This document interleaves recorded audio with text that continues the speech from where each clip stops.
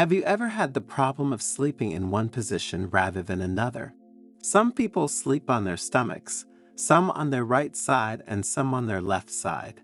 Then there are those who love to do it curled up in a fetal position and those on their stomach.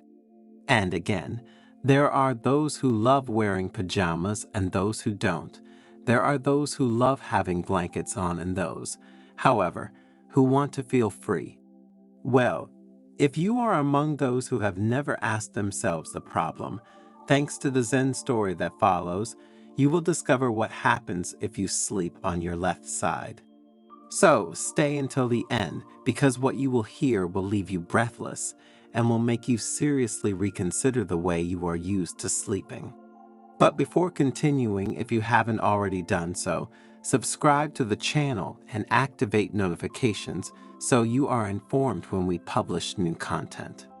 In a quiet Buddhist monastery located among the mountains of Japan, immersed in the serenity of the gardens, the elderly and wise monk Shinzo decided to dedicate a special evening to sharing profound truths about the way we are used to sleeping.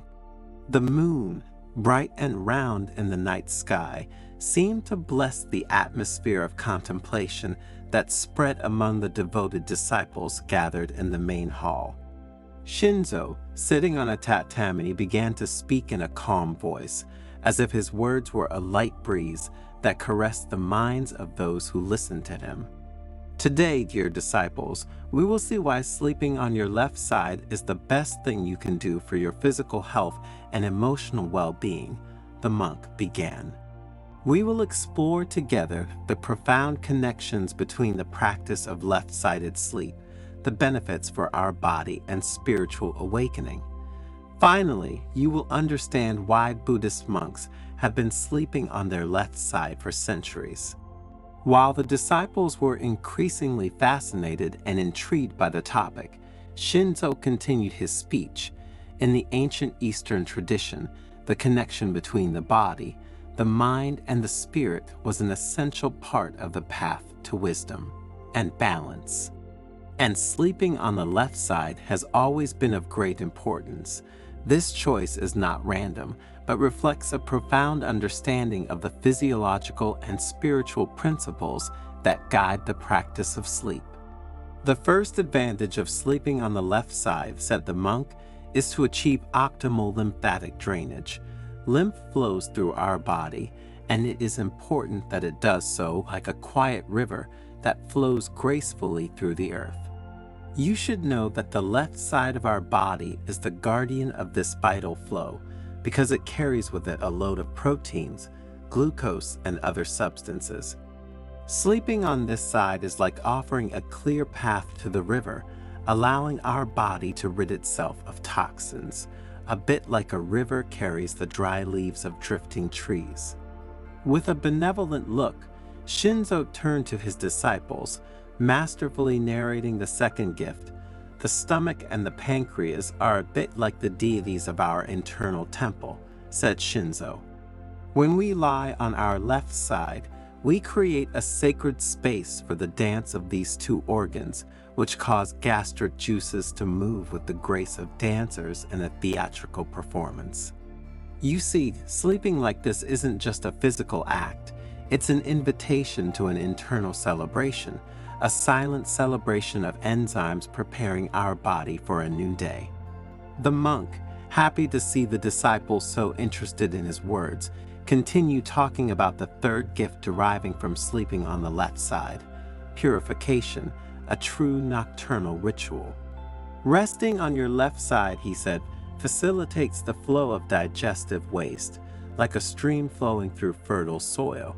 The intestine becomes the garden where nutrients are deposited, and in the morning, our body prepares for an elimination ceremony, a daily rebirth. Under the soft light that filled the room, Shinzo elaborated on another benefit of sleeping on the left side, talking about the love of the heart. Our heart is the ruler of our body, he said with a smile. By sleeping on the left side, we offer the heart a perfect backdrop for its work. The aorta, its messenger, starts in a majestic arch towards the left side, like a traveler crossing a bridge, making the journey easier and the blood flow more harmonious. The monk stood up slightly as if dancing along with his tails and continued with the fifth gift.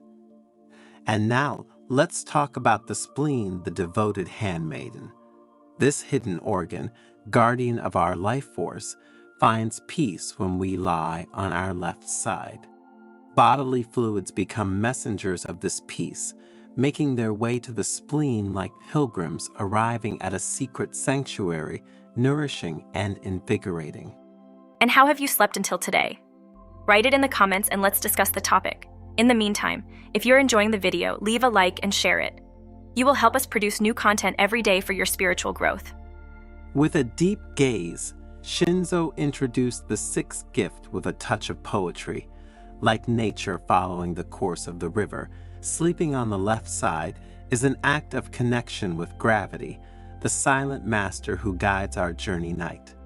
The force of gravity becomes the guardian of the pathways of our lymphatic drainage, a silent companion that accompanies our body through its purification ritual. In resting on the left side, the master continued, we also find balance between body and mind. Sleeping on the left side is not just an act of comfort for the internal organs and for our body in general. Ancient Oriental wisdom teaches us that this way of resting enriches our health and our connection with the internal and external world. It is a true hymn to life, which reveals itself in the dreams and quiet of the left side. Sleeping in this way then is not just a rest for the body, but an opportunity for inner awakening and spiritual awakening. While the world lies in deep sleep, we, as practitioners of left-sided conscious sleep, we immerse ourselves in the depths of being. It is a sacred moment in which the mind frees itself from the chains of everyday thought, opening subtle doors to universal awareness. Shinzo, still smiling at his disciples, explained the concept of the balance between yin and yang in sleep. The left side, in its more yin nature, envelops us like an embrace of the night. The quiet that arises from this practice is a gift, an offering to our inner essence. Through concrete examples, Shinzo told of nights in which the monks, immersed in the practice of conscious sleep on the left side, felt the energy flow like a calm river crossing their being. The vital energies, in harmony with nature, dance while the body rests, creating a harmony that resonates in the entire monastery. The benefits of this practice, therefore, go far beyond the physical aspect, involving the spiritual one. Delving deeper into the analysis of the physical benefits, Shinzo told of elderly monks who, by embracing this practice, had experienced greater flexibility and strength in their meditation practice. Sleeping on the left side thus becomes a perfect complement to the search for enlightenment, preparing the ground for the mind and body. The monk, between one story and another, underlined the importance of bringing this awareness into everyday life, making it a healthy habit to never give up. It is not only in the quiet of the monastery that we can cultivate this practice, he underlined. Let us bring it with us into our homes, honoring our body as a temple in which the sacredness of the night resides. Shinzo, focusing on the sounds of the cicadas and the river that could be heard around the monastery, added, nature itself teaches us the importance of aligning our sleep with the flow of the world. The left side, like a leaf cradled by the wind, connects us to this eternal dance. As his disciples listened with great interest, Shinzo shared other important benefits of sleeping on the left side. Sleeping on this side, he said, facilitates breathing, creating a harmonious synergy between the flow of air and the beating of the heart. When you lie on your left side, your trachea and esophagus take on a more natural and straight position relative to your spine. This alignment facilitates the passage of air through the trachea and towards the lungs, facilitating freer breathing. Additionally, the diaphragm, the main muscle involved in breathing, is located under the lungs. Sleeping on your left side allows your diaphragm to move more freely, promoting deep, smooth breathing. And the location of the heart on the left side of the chest is another key element. Sleeping on this side, in fact, reduces pressure on the heart and allows better blood circulation. Sleeping on your left side can help prevent acid reflux as well. With this position, the stomach sits lower than the esophagus, reducing the risk of gastric juices backing up into the esophagus. And then, added Shinzo. Sleeping like this offers natural support to the spine, maintaining optimal alignment for a tension-free awakening. Have you ever noticed, asked the monk, that the spine has a natural S-shaped curvature? When lying on your left side, this position better reflects the natural anatomical curvature of your spine, minimizing stress on your discs and joints. Remember, said the monk, that sleeping on your left side is not only a way to make your body rest better, but becomes a path to awareness and spiritual growth. Just as Buddhist monks, being aware of the interconnection between body and mind, have always adopted the left side as the privileged position for sleep, you too should get used to doing so. This way, both your body and your mind will feel better. Have you ever heard of the Buddhist custom of putting salt in your shoes? And do you know what exactly this ancient practice, which has its origins in the wisdom of Buddhists and Oriental medicine, is for? Salt is known for its countless uses, not only in cooking. You've probably already tried several thanks to suggestions from elders. In the kitchen, it is a formidable ally, and according to the most recent research, it is not the worst culprit in raising blood pressure. And its uses do not end here. Salt is in fact a precious ingredient even in domestic cleaning, because it helps to clean and cleanse. Furthermore, in the form of a saline solution, it is a powerful disinfectant for wounds and skin abrasions. Not to mention its uses as an exfoliating scrub, anti-dandruff remedy, bath salt, and we could go on forever. But few people know that for Buddhists, putting salt in their shoes has a very important meaning on both a spiritual and medical level.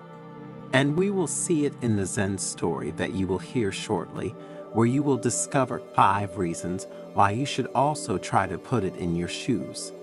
So stay until the end, because what we will reveal to you in the last minutes of the video will strike you deeply, leaving you speechless. But before continuing, if you are not yet one of us, subscribe to the channel and activate notifications to be updated when we publish new content. In the heart of a valley surrounded by the mystical aura of the Japanese mountains stood an ancient Buddhist monastery, guardian of age-old wisdom and a place of refuge for those seeking inner peace. In this place where time seemed to have stopped, lived the elderly and venerated monk Makoto, whose wisdom and profound understanding of the ways of Buddhism and Oriental medicine shone like the light of a candle in the night. One morning, as the golden rays of the sun filtered through the branches of the trees, Makoto gathered his disciples in the monastery cloister for one of the usual lessons. And with a serene expression, he invited them to sit in a circle around him and began to speak in a warm and reassuring voice. Every step we take on the path of life is a sacred journey, the monk began, a path that leads us to knowledge of ourselves and the universe that surrounds us. And just as when, to face a long and tiring journey, it is necessary to prepare adequately, so also in our earthly existence, we must be ready to face the challenges that await us.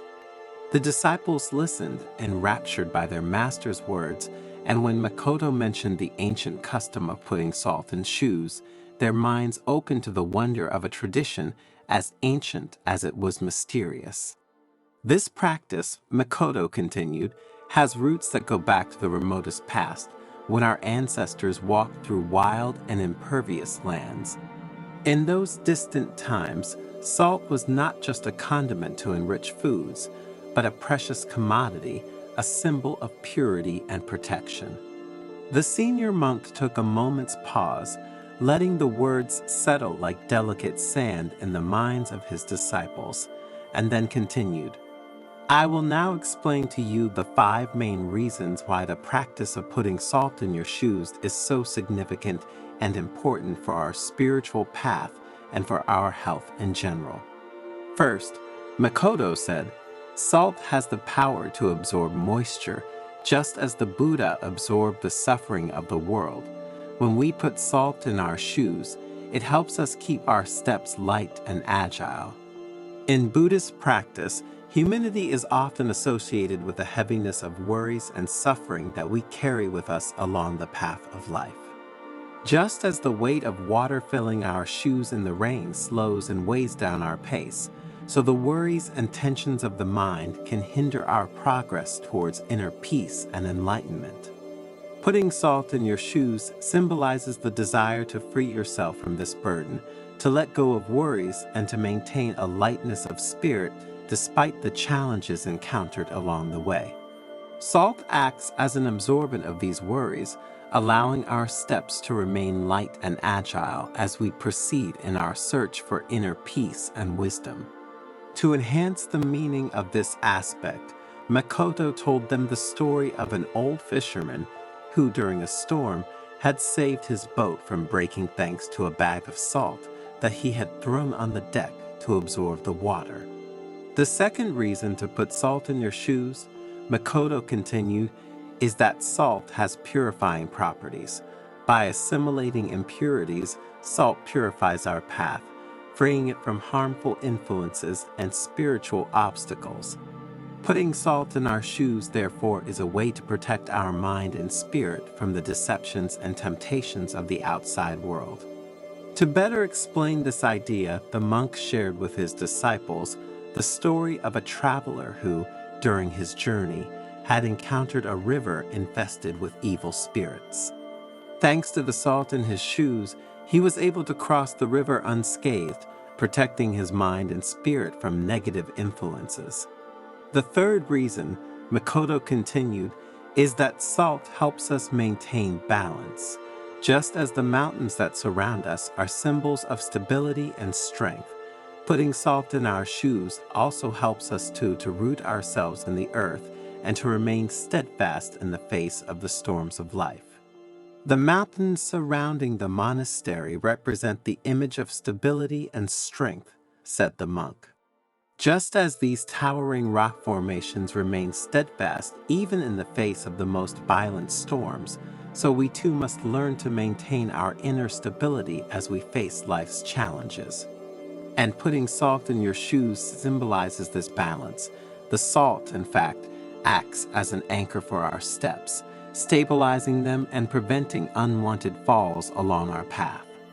When we walk with salted shoes, we feel more solid and rooted to the ground, as if we have a deep connection with the earth itself. This balance not only affects the body, but also the mind and spirit. Therefore, following this practice is an invitation to find the right balance between the different dimensions of our existence. Between work and rest, between action and contemplation, between joy and sadness, between good and evil. When we manage to maintain this balance, we can face life's challenges with serenity and determination without being shocked by the ups and downs we encounter along the spiritual path. To make the concept clearer, Makoto told them the story of a young monk who, during a meditation on the banks of a stormy mountain stream, had found perfect balance thanks to the salt he brought with him. As the disciples became more and more involved with the stories of their spiritual guide, Makoto continued with the fourth reason. Salt also has healing properties, he said. In Oriental medicine, in fact, salt is considered a natural remedy to relieve pain and tension. Putting salt in your shoes can soothe not only the physical discomforts, but also the mental ones that we encounter along our spiritual path. To demonstrate this idea, the monk shared with his disciples the story of a farmer who, suffering from an open wound on his foot, had found relief by immersing his foot in a saline solution. Continuing with the fifth reason, Makoto talked about how putting salt in your shoes was a gesture of gratitude. Salt is a precious gift from the earth, and using it mindfully reminds us to be grateful for all that life offers us, both the joys and the challenges, said the master. The disciples listened to Makoto's words with deep reverence, grasping the wisdom behind that seemingly simple gesture, but the monk wasn't finished yet.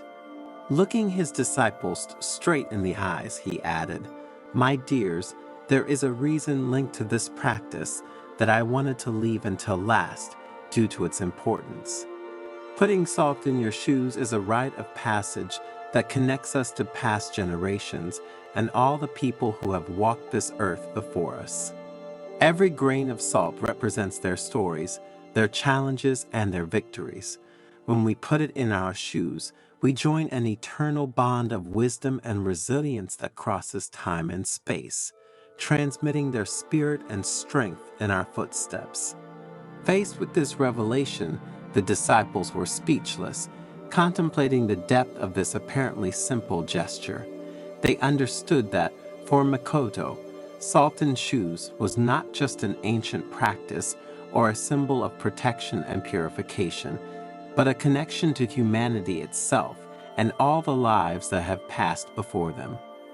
Have you ever heard of the meaning of the number 888 and its spiritual importance? For many, it is an angelic number, a portal to luck and prosperity. The certain thing is that for all religions, this number has links with spirituality and with the divine that is in each of us. And it is said that if you write the number 888 on a sheet of paper and put it under your pillow, you can transform your life. By doing so, in fact, you will be able to attract prosperity, serenity, and inner peace. But how are things really? Make yourself comfortable and stay until the end of the video, because at the end of this Zen story you will find an answer to this fascinating mystery. And also, you will learn about the power of the number 888 and how to use it to attract what you want into your life. But before continuing, if you haven't already done so, subscribe to the channel and turn on notifications. This way, you will be notified when we publish new content for your spiritual growth.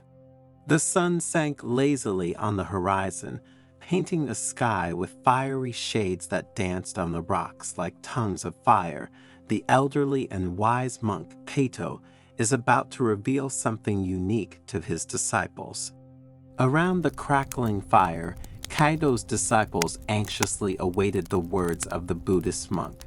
They knew that, once again, their mentor would amaze them with extraordinary revelations.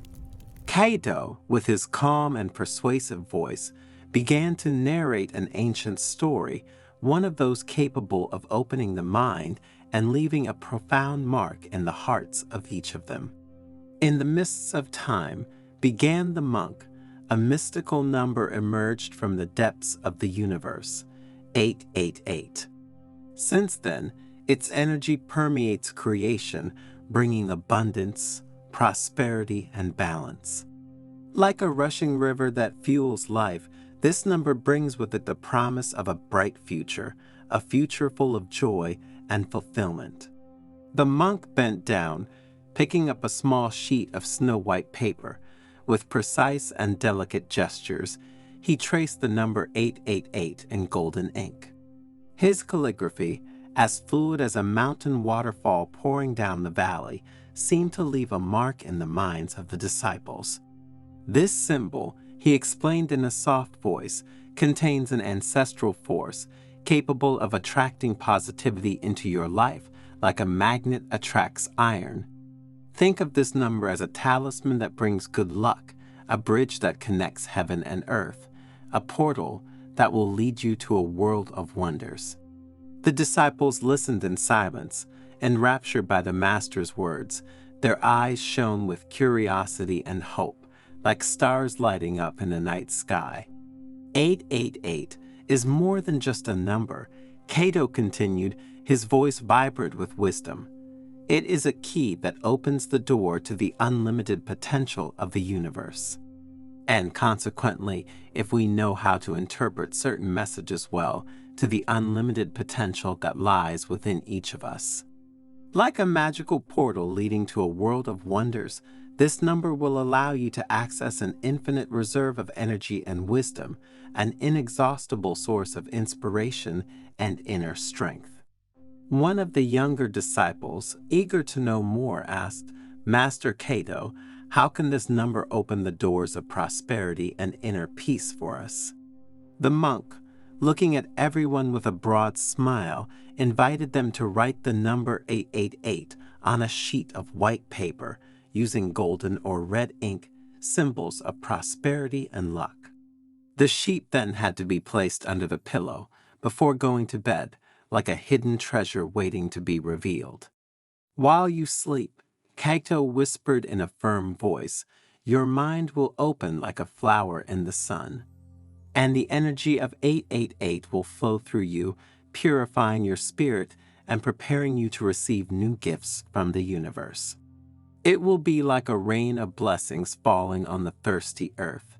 Dreams will transform into prophecies, intuitions into flashes of genius, and synchronicities into invisible guides that will lead you to your highest destiny. The disciples nodded, and with their hearts full of hope and the paper with the number 888 clutched in their hands, they headed towards their rooms. The ritual that Cato had spoken about had affected them deeply, and they couldn't wait to carry it out with all the trust and faith they were capable of.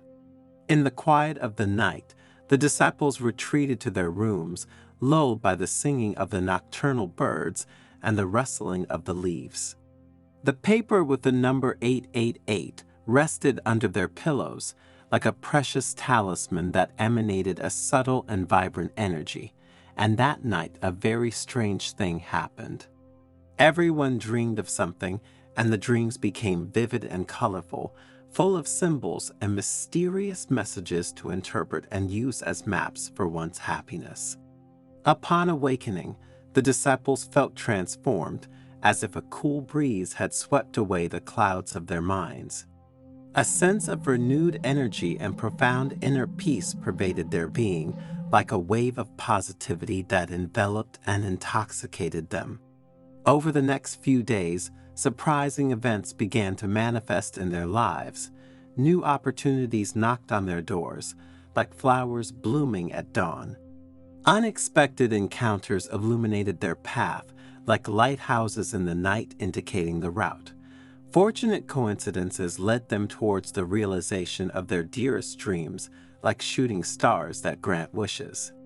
The disciples, amazed and happy at these events and this transformation, went to Cato to thank him and to ask to know more about the number 888.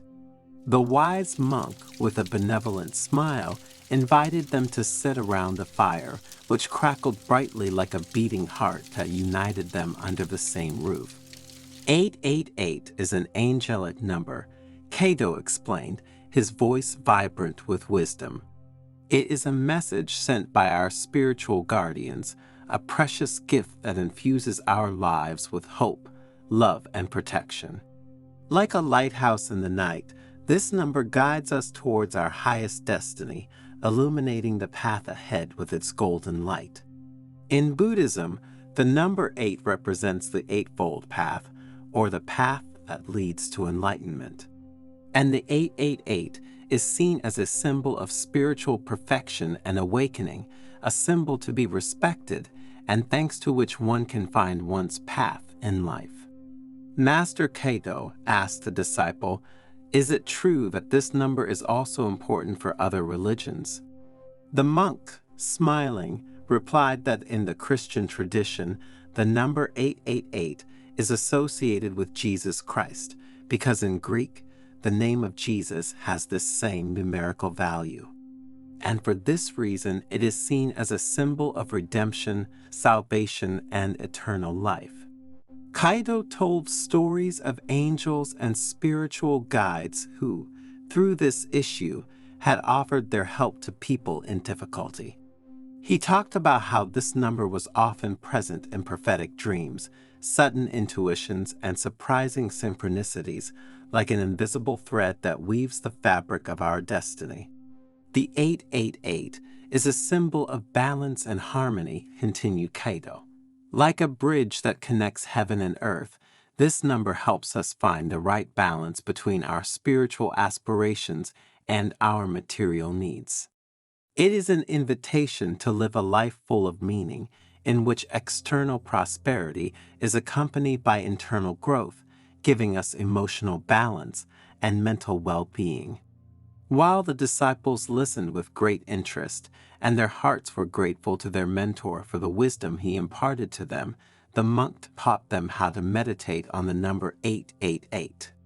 Thinking about this number, my dears, visualize how a golden light flows through your body and purifies your soul. And pay attention to the signs and synchronicities that manifest themselves in your life, recognizing them as messages from the universe that guide you towards your destiny. The disciples, with hearts full of gratitude, from that day continued to constantly practice the ritual of the number 888 and meditate on it. Their life turned into a journey of discovery and joy, where every day was a new chapter in a wonderful story.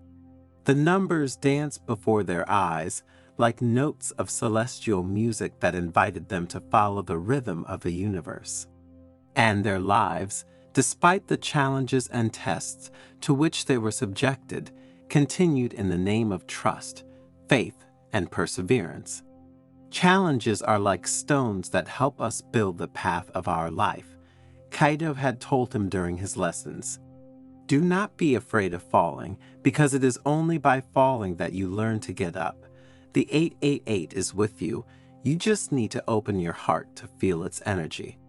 The most difficult test was for Akiko, a young disciple with a pure heart and a kind soul. A sudden fire destroyed her house, leaving her with nothing. Akiko was disheartened and cried desperately, believing that the universe had abandoned her to her fate. Kaito took her hand and led her to the top of a hill overlooking the valley. The sun was rising, painting the sky in shades of pink and orange. "Look," he said, pointing to the breathtaking view. "The universe has not abandoned you. It has given you this test to make you emerge like a phoenix from the ashes. Remember that the 888 is with you. Have faith, and your inner strength will guide you despite adversity." Akiko watched the sun rise and felt a new strength rising within her. The monk's words gave her the hope and determination to rebuild her life. With the help of his fellow disciples and the community, he built a new house, more beautiful and more resistant than the previous one. After overcoming various tests and challenges, the disciples felt transformed. They had acquired a new awareness of themselves and their place in the world. One day, Kaito gathered them together again and asked them, "What have you learned from all this?" The disciples, moved and aware, recounted their experiences. They had learned that true wealth is not in material things, but in inner strength, love, and compassion.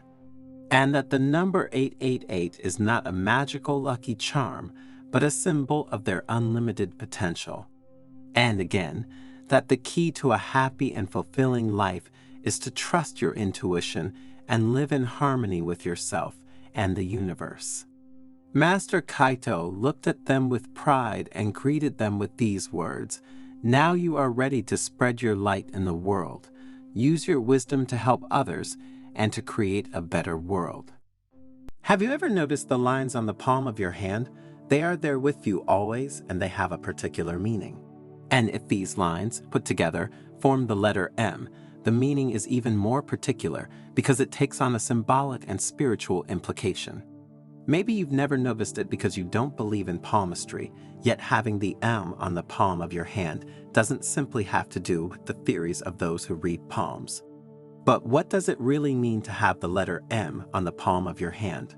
We will see it in this Zen story, rich as always in that Buddhist wisdom, capable of giving us emotional well-being and inner peace. So make yourself comfortable and stay until the end of the video because what you will hear will leave you speechless, especially if you are among the rare people who can say they have this letter on their hand. But before continuing, if you haven't already done so, subscribe to the channel and activate notifications. This way you will stay updated when we publish new content for your spiritual growth. In a quiet Buddhist temple hidden in a charming Japanese forest, the elderly and wise Buddhist monk Ninsi gathered his disciples in the courtyard. "My children," Ninsi began in a calm, penetrating voice, "have you ever felt as if the universe were whispering to you ancient secrets about your destiny? And have you ever had the impression that your destiny, or at least that we call that, holds something unique and mysterious in store for you?" The disciples, captured by his eloquence, nodded, thinking of the sensations they had been pervaded by over time. Imagine entering a place and feeling your own energy being absorbed, as if the environment were making demands on your life force, he continued. Have you ever felt that shiver down your spine, that subtle sensation that leads you to change course, cancel plans, or follow others? Just like when, at the last moment, something happens that takes you elsewhere from the path you had chosen. The disciples exchanged questioning glances, but Ninsi continued without giving them time to answer or ask questions. His intent was to make them think, but also not to distract them from his words. And then there is that strange and enigmatic symbol marked in your hands, the letter M. Those of you who own it know exactly what I'm talking about. One of the disciples raised his hand timidly. "Master, I have the letter M in the palm of my hand, and hearing about it for some time, I have always wondered with anxiety what it meant." Another disciple added, "I also have the M on the palm of my hand, and I was told that it would be a sign that we are destined to live less than others. But how are things really?" Ninsi smiled, a compassionate smile that seemed to light up the night itself. "Well, get ready to decipher the secrets that destiny has in store for you. Welcome to the mystery of the letter M."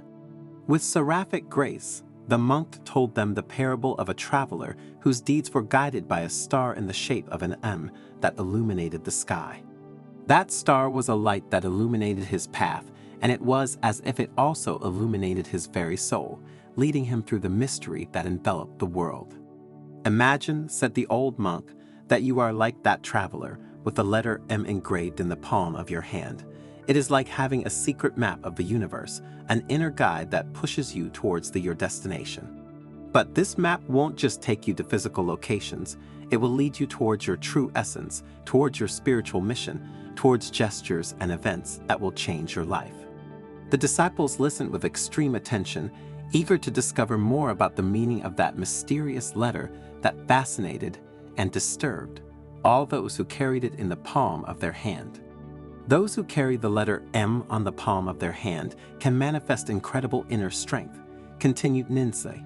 These individuals are often natural leaders, capable of inspiring and influencing those around them. Their energy is magnetic, and they attract others to them like the stars are attracted to the moon. Sometimes they are political leaders or business captains. Other times, simply good people who know how to illuminate the path of those around them. For example, particularly charismatic parents, teachers, doctors. And in the spiritual world, he added, the bearers of the letter M are true custodians of ancient secrets. They are in tune with the higher energies of the universe, capable of discerning hidden truths and guiding others towards the light. The disciples listened with growing amazement, feeling part of something bigger than themselves. Those who had the letter M printed on their hand began to feel good. The others began to feel respect for their companions. However, Ninsi warned, with the power of the letter M also comes great responsibility. You must use your gift with wisdom and compassion, or risk being overwhelmed by the dark forces that lurk in the shadows.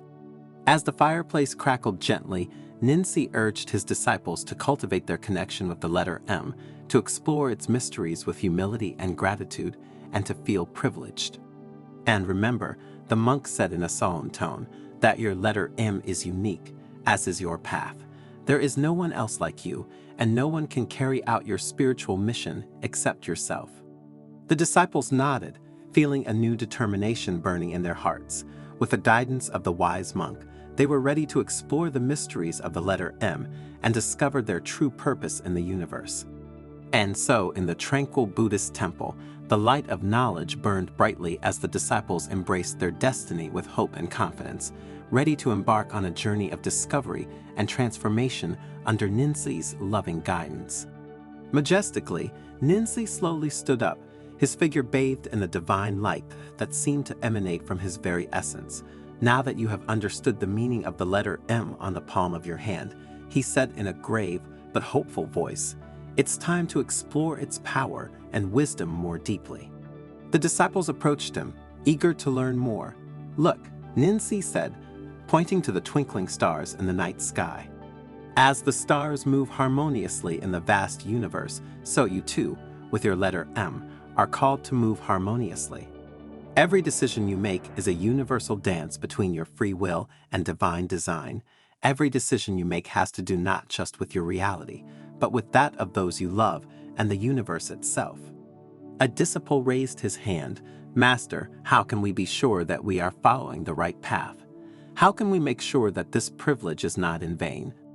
Ninsi smiled, the wisdom in her eyes shining like an eternal flame. "Listen to your heart," she said. "Your letter M is like an inner compass, always ready to show you the way. But remember," the master continued, "that your journey will not be without challenges and difficulties. Dark forces will try to divert you from your path, but with the light of your letter M as your guide, you will be able to overcome every obstacle and emerge stronger and wiser than before." Another disciple raised her hand. "Master, what if we don't have the letter M in the palm of our hand?" Ninsi paused for a moment, contemplating the question with deep thought. "Even if you don't physically possess the letter M, you can still access its wisdom and power," he finally replied. "True strength lies within you, regardless of external physical characteristics. Find your center, listen to your inner voice, and you will be guided towards your spiritual realization." The disciples looked at each other with a new sense of understanding and acceptance. The old monk's words were making them reflect, opening a world of emotions in their hearts and minds. Ninsi, looking at the starry sky and with a deep breath, added, "Whether you bear the letter M or not," he said solemnly, "always remember that you are an integral part of the great mosaic of the universe. Each individual, with their own uniqueness and beauty, contributes to the fabric of life. May your journey be illuminated by the light of wisdom and love, and may you find your true essence and inner growth." With these words, Ninsi closed his eyes and the disciples looked at him in silence, feeling the depth of his message vibrate in the surrounding air. Time seemed to slow down, as if the universe itself had stopped to listen to the words of the wise monk. When Ninsi reopened her eyes, her gaze was serene and radiant with hope. "And now," he said in a clear voice, "let us move forward, each of us, on our journey of spiritual discovery and realization. May the light of our letter M, whether visible or not, always guide us toward our true essence and our highest destiny." And so, in the quiet temple, the fire of knowledge continued to burn brightly as the disciples set out towards their destiny with renewed vigor and awareness. Have you ever thought that itching could have a spiritual meaning? And have you ever wondered if it could be more than just a physical annoyance? What if we told you that itching can hide a deep spiritual meaning that no one has ever told you? A message that your body, mind, and spirit are trying to communicate to you. A secret message that you would do well to listen to so that you can live at peace with yourself and with the world around you. Sounds amazing, right? But in the heart of Japan, in an ancient monastery, a wise monk named Tetsuo has dedicated his life to studying mysteries like this. And in this fascinating Zen story, we will take you on a journey to discover ancient wisdom and a new perspective on itching. You will discover how itching can be a sign of imbalance, an invitation to healing, an opportunity for spiritual growth. And if you stay until the end of the video, you will understand how to discover when itching is a simple physical annoyance and when, on the contrary, it is a spiritual messenger. But before continuing, subscribe to the channel and activate notifications to be informed when we publish new content for your spiritual growth. The morning sun filtered through the leaves of the maples of the Zen monastery of Komyuji, illuminating the wrinkled but serene face of the venerable monk Tetsuo. His disciples, sitting in a semicircle around him, eagerly awaited his words. Tetsuo was known for his enigmatic parables and profound teachings, capable of touching the heart and awakening the mind. That day, however, the topic seemed, only on the surface, unusually banal and earthly, itching. "My dear disciples," the monk began with an enigmatic smile, "today I want to talk to you about a phenomenon that all of us have experienced, but which few have truly understood: itching." A murmur of surprise spread among the disciples. The itching. What could it have to do with spirituality? "Master," asked shyly Sakura, a young raven-haired disciple, "isn't the itching just a physical annoyance, a symptom of some allergy or irritation?" Tetsuo nodded. "In many cases, Sakura, you are right, but itching can be much more than just a physical ailment. It can be a messenger, a signal that our body, mind, and spirit send to us to get our attention." A messenger? Taro, an older disciple with a thick white beard, asked curiously, "And what is this messenger telling us?" "This," Tetsuo replied, "is the question we must ask ourselves every time we feel the itch. What is our body telling us? What is our mind telling us? What is our spirit telling us?" Tetsuo scratched his chin thoughtfully, as if searching for the right words. "Often," he said, "we think of itching as a simple physical discomfort caused by an insect bite, an allergy, or dry skin. And in many cases, this is the truth. But there is another level of meaning, a spiritual meaning, that we often ignore." The disciples listened with growing attention, enraptured by their mentor's words. "Itching," Tetsuo continued, "can be a sign of imbalance, of disharmony. It can indicate that something is wrong in our life, that there is an area that requires our attention and healing. It can be an invitation to look inside ourselves, to explore our emotions, our thoughts, and our actions." Tetsuo paused, letting his words sink into the minds of his disciples. "I remember," he said, "a time when a persistent itch tormented me. I couldn't concentrate on meditation, nor find peace in my thoughts. Initially, I thought it was just an allergic reaction to the pollen, but the itching persisted even after taking the medicine." "What did you do, Master?" Sakura asked with concern and great curiosity. "I began to meditate on the itch itself," replied the Master. "I observed the sensations, I explored the emotions that came from it. And slowly, I began to understand that the itching was a reflection of a deep anxiety that I had repressed, an anxiety related to an important decision I had to make." "And then?" Taro asked. "What did you do to make this discovery turn into something positive?" "Once I recognized and addressed that anxiety, the itching went away," Tetsuo replied. "I realized that my body was sending me a signal, an invitation to take care of my mind and spirit." Then, as his eyes shone with wisdom and his smile spread peace, he added, "The itch, my dears, is a call to action. It is an invitation to take care of ourselves, physically, mentally, and spiritually. It is an invitation to find balance, harmony, and inner peace." The disciples were fascinated. Tetsuo's words had opened their eyes to a new way of seeing itching, a way that went far beyond simple physical discomfort. Thanks to the Master's explanations, they realized that throughout their lives, they had often felt itching without a specific physical reason. "But Master," Sakura asked, "how can we distinguish between a physical itch and a spiritual one?" "It's not always easy, Sakura," the monk replied, "but there are some clues we can look for. A spiritual itch tends to be persistent, unresponsive to physical treatments, and accompanied by other sensations or emotions, such as anxiety, frustration, or restlessness."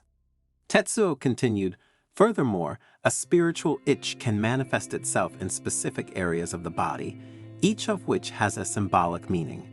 For example, an itchy hand can indicate a desire to take action, to change something in our life. An itchy foot can suggest a need for grounding, for stability, to find a place in the world where we can feel like ourselves. An itchy head can be a sign of mental confusion or thought overload." The disciples listened intently, taking mental notes. The lesson on itching became more and more interesting. Tetsuo, looking his disciples in the eyes, continued his lesson by telling about a new disciple who had once arrived at the monastery. He was a young man tormented by constant itching in his hands. He had consulted numerous doctors, but none had been able to find a cause or cure. Desperate, Hiroshi had decided to seek help in the monastery, hoping to find relief in Tetsuo's wisdom. The monk welcomed Hiroshi warmly and invited him to share his story. And the young man told of his hectic life, his stressful job, and his constant dissatisfaction. He had always looked for happiness externally, accumulating material goods and chasing ephemeral successes, but nothing seemed to quench his internal itch. Tetsuo listened carefully, nodding every now and then. When Hiroshi finished speaking, the monk said to him, "Hiroshi, your itchy hands are not just a physical ailment. It is a sign that your soul is restless, that there is an unexpressed desire burning inside you. Your hands, tools of action and creation, are asking you to express your true nature, to follow your passion." Hiroshi was confused, but "Master," he said, "I don't know what my true passion is. I have always done what others expected of me, what society considered right and appropriate." Tetsuo nodded and replied, "Your true passion, Hiroshi, is like a seed buried deep in the earth. It needs to be nurtured, cared for, and brought to light. Start exploring your interests, experimenting with new activities, following your curiosity. And above all, don't be afraid to make mistakes, to try and try again. Only in this way will you be able to discover what truly makes your soul vibrate." Hiroshi, inspired by Tetsuo's words, began to dedicate time every day to self-discovery. He experimented with painting, writing, music, dancing, cooking, gardening. Every activity opened new doors for him, showed him aspects of himself that he didn't know, and slowly the itchy hands began to subside. One day, while he was working in the monastery garden, he felt a deep and unexpected joy. His hands, immersed in the earth, seemed to dance among the plants, creating harmony and beauty. In that moment, Hiroshi understood that his true passion was nature, taking care of the earth and its creatures. And from that day on, he enthusiastically dedicated himself to gardening, transforming the monastery garden into an oasis of peace and abundance. The itchy hands had completely disappeared, replaced by a feeling of contentment and serenity.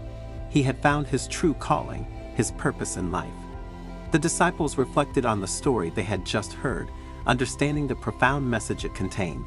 The itch, like life itself, was a journey, an opportunity for growth and transformation. From that day, Tetsuo's disciples began to see the itch with different eyes. It was no longer just an annoyance, but an opportunity, an invitation to explore one's inner world and find peace, balance, and healing. And so, itching, from a simple physical symptom, transformed into a powerful tool for spiritual growth, a path towards self-realization. In the following days, the disciples began to share their experiences with the itch. Sakura told how an itchy throat had pushed her to express an opinion she had long kept repressed, freeing her from an internal burden. Taro spoke of an itchy leg that had led him to embark on a pilgrimage, discovering new perspectives and renewed motivation in his spiritual practice. Every itch, every signal from the body, became an opportunity to deepen self-knowledge, to face one's fears and insecurities, to free oneself from old patterns and embrace change. And the Komyoji Monastery became a place of healing and transformation, where itching, from an annoying symptom, was transformed into a precious ally on the spiritual path. And Tetsuo, the wise monk, continued to guide his disciples with love and compassion, teaching them to listen to body language and find inner peace. Have you ever noticed that certain people come into our lives at crucial moments? It's as if they were sent on purpose to deliver a message or help us solve a problem. And have you ever had the sensation, when meeting someone, of living in a déjà vu, as if you had already met them in an unspecified past? In this video, we will see that people do not come into our lives by chance, but for a specific reason. So make yourself comfortable and stay until the end, because what you will hear will affect you deeply. But first, subscribe to the channel, turn on notifications, and share the video. In this way, you will help us produce new valuable content every day for your spiritual growth. One day, While the elderly monk Hotaka was meditating under a blossoming cherry tree, a young man named Hiroshi approached and asked respectfully, "Master, sometimes I meet people and I feel a positive feeling, as if I had already met them, or as if they had a particular affinity with my soul. Other times, however, I feel a negative sensation, as if that person had come to hurt me, to damage me. And all this makes me restless and makes me ask, do people come into our lives by chance?" "Young friend," Hotaka said, his piercing eyes fixed on the boys, "people never enter our lives by accident, and this truth is deeper than we can imagine. In life, we meet different people, and each of them has its place and role in our story. Some come and go, others stay and accompany us through different periods of life." Hotaka slowly stood up and pointed to the blue sky above them. "Look at the birds, young friend. They do not fly by chance. They are carried by the currents of the air, just as we are carried by the invisible forces of existence." Hiroshi contemplated the birds flying across the sky, trying to grasp the depth of the wise master's words. "Imagine your life as a garden," Hotaka added. "Every person who crosses your path is like a seed planted by destiny. Some grow like colorful flowers that last a season, others like mighty trees that endure over the years, but each brings with it the promise of new growth." Hiroshi nodded. He reflected on the various flowers and trees he had seen blooming along the path of his life. "The people who hurt us," Hotaka continued in a tone of pity, "are often our best teachers. They are sharp stones on our path, and despite the pain, they teach us to grow and find our inner strength." The young monk closed his eyes, reliving the challenges that had tempered his soul over time. "And then there are those who appear when we need them most," Hotaka said, pointing to a majestic tree. "Just as the roots of this tree support it on stormy days, these people support us in difficult times." Hiroshi thought of a person who had been his refuge during a very delicate period, a solid anchor in the midst of a storm, a person who, after that period, left his life, even though he would have still wanted her by his side. Finally, Hotaka concluded wisely, "Some remain with us forever. They are like fixed stars in our sky, bright and constant. True friends, family members, our soulmate. With them we share the burden of our days and the joy of our successes." The young monk smiled, feeling enveloped in gratitude for the special people he had met and had by his side. Hotaka looked up at the sky, and a subtle light danced in his eyes. "Recognize and appreciate every person who crosses your path, young Hiroshi. Each is an essential part of your story, and you are a part of theirs. Life is an intricate web of destinies, and each encounter contributes to the fabric of your existence. Know," added the master, "that there are fundamentally three types of individuals: those who support us on the path of our evolution, pushing us to overcome limits and reach new levels of awareness; those who bring a breath of renewal to our inner world. When we cross paths with these individuals, we immediately perceive that the universe is weaving an intricate web. What the plans are hidden in these meetings remains shrouded in mystery, but we can be certain that something in us is destined to undergo an eternal transformation. And then there are the individuals who encourage us to continue. This particular category of travel companions may only accompany us for a brief moment, but their role is crucial. They remind us of the true nature of our path, strengthening our determination to move forward."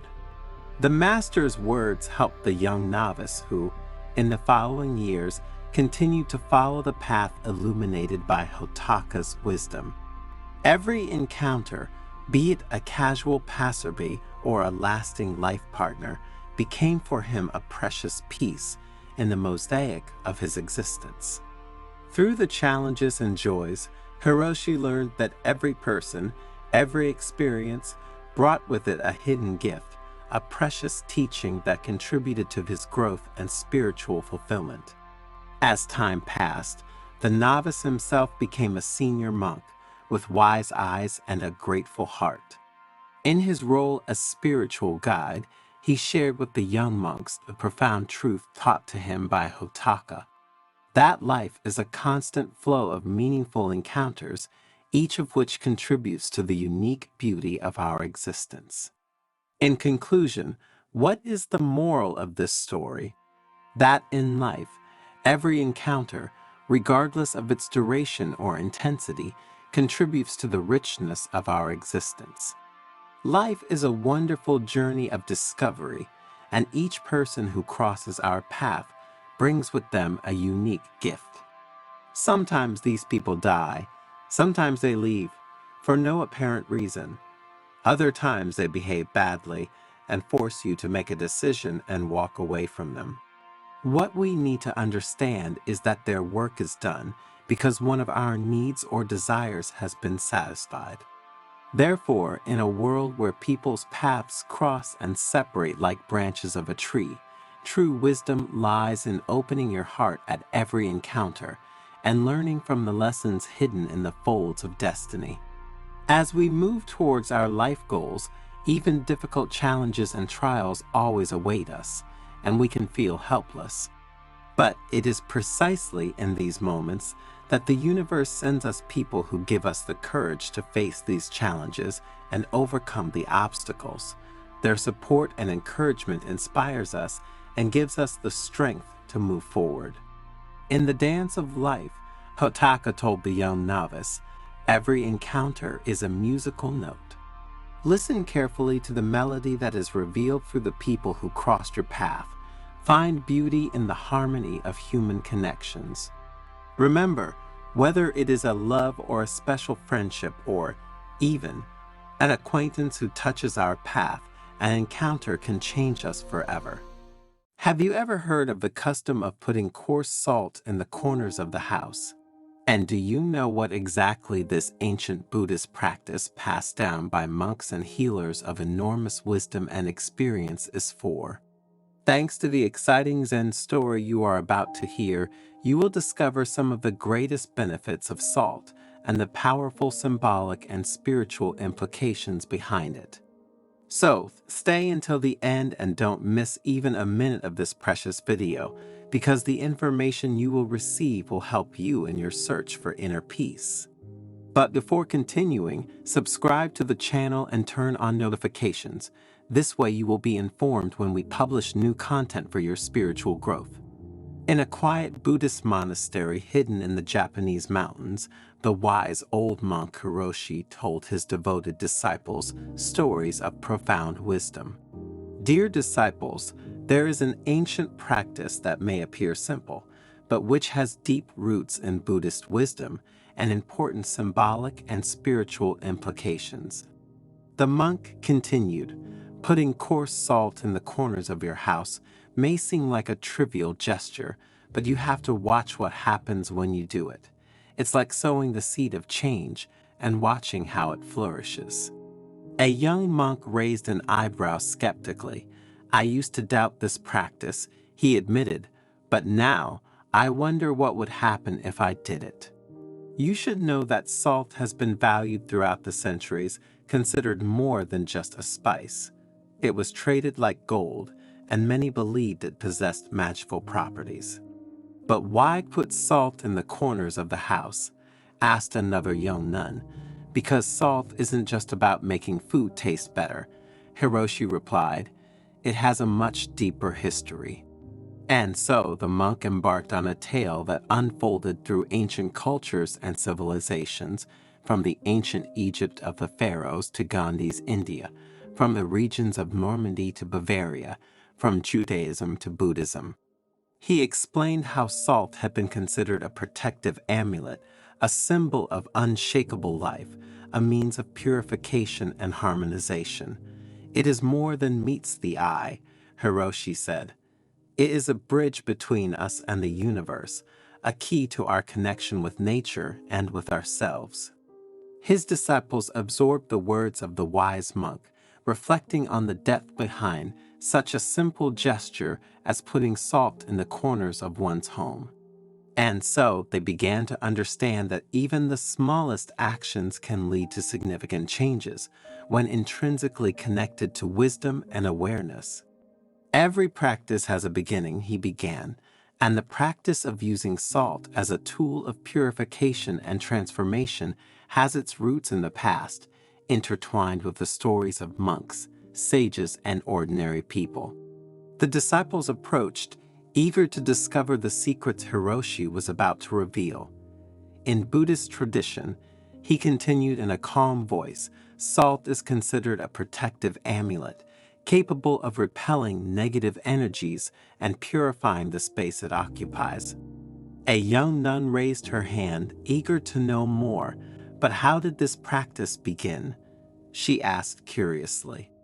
Hiroshi smiled, accepting the question.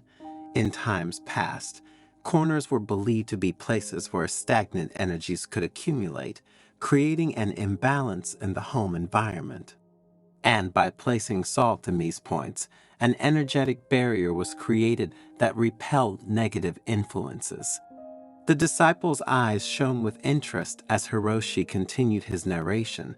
In Japan, for example, salt is used in Shinto purification rituals to eliminate spiritual impurities and protect against evil spirits. This practice has evolved over the centuries, but its profound meaning has remained intact and, even today, many elderly people cultivate it and pass it down with confidence to their heirs.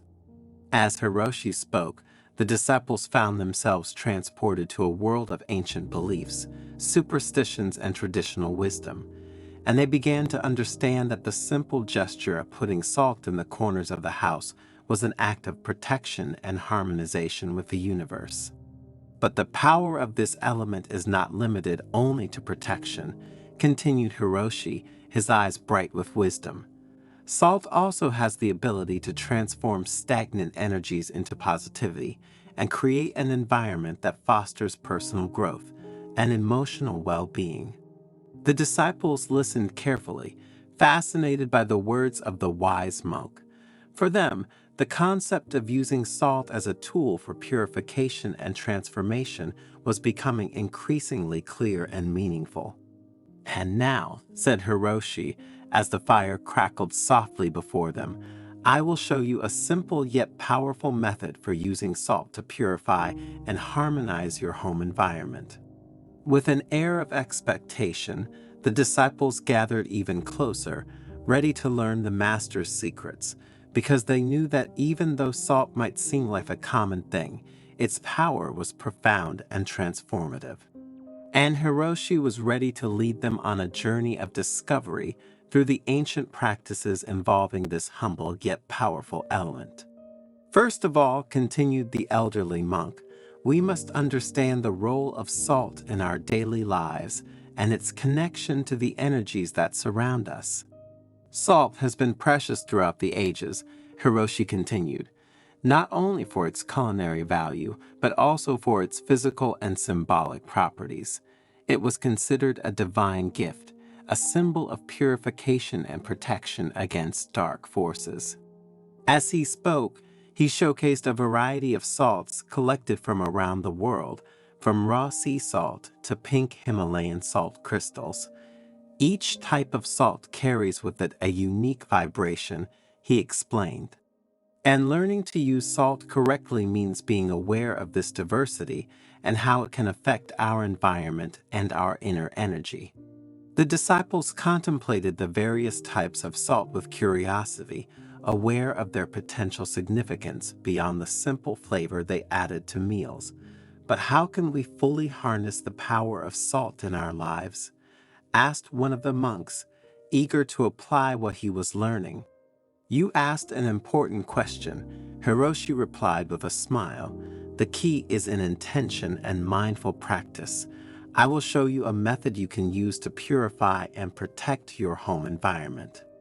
The moon is a powerful energy catalyst, Hiroshi explained, and when salt is exposed to its light, it becomes charged with purifying and harmonizing energy.